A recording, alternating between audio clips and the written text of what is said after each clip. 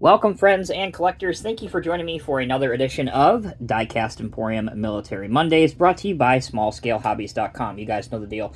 Visit Small Scale Hobbies for everything in the military scale model hobby, including models, figures, decals, paint, everything you can possibly think of. I guarantee that you'll find something there to fit your collection. This week's episode showcases on the World War II era American T34 rocket launcher, nicknamed the Calliope. This was a tank-mounted multiple-launch rocket system developed by the U.S. Army in 1943. Thinking about vehicles today, you could say that this is the great-grandfather or the great-great predecessor to the HIMARS system, as well as even the MLRS, the multiple-launch rocket system.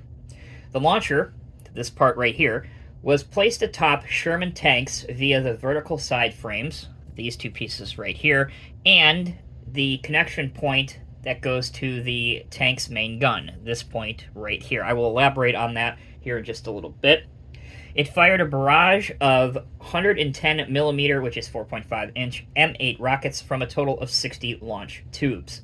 The nickname Calliope comes from the musical instrument of the same name that had similar clustered together pipes.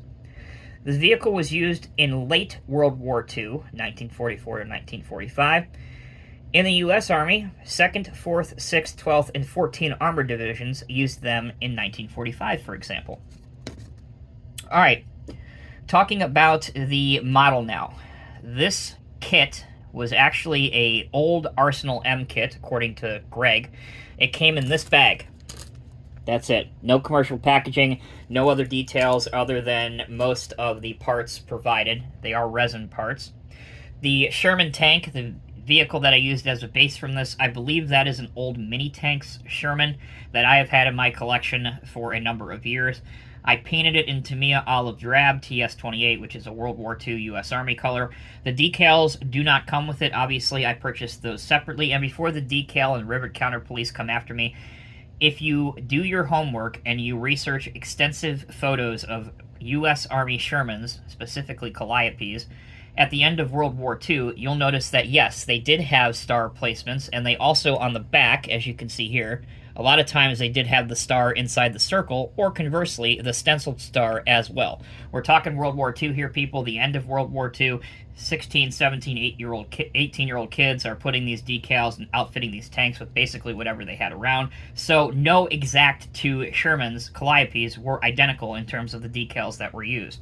And I tried to replicate that here with this model. If you look at the tubes, and if you look in them really, really close, you can see the back of them now, but as it rotates to the front of you, there are actually 60 separate holes in each of these, which is accurate. The kit did not have this piece right here. I actually had to make that myself, and I'm actually pretty pleased with how it turns out. Again, if you look at the photo used in the thumbnail, or if you Google real Calliopes, you'll notice that that is actually pretty damn close to what the real connecting piece looked. And for a modeler of my skill level, and I say that very sarcastically, I would not consider myself an expert model builder, scratch building a piece like that to get it to look right and to sit properly and to look to scale, I'm going to pat myself on the back here for the first time ever. Also, the back of the tank.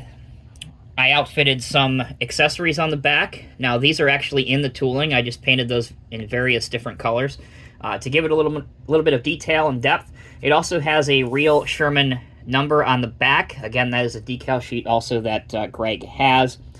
Unfortunately, here's the only negative thing about this model. This was a one-off kit that Greg had, so most Military Mondays videos, you'll find a link in the video's description to where you can buy the said model that I am reviewing. This is something he only had one of, and I'm very, very pleased and honored that he was willing to sell it to me so that I could have it for my personal collection and showcase it to you guys.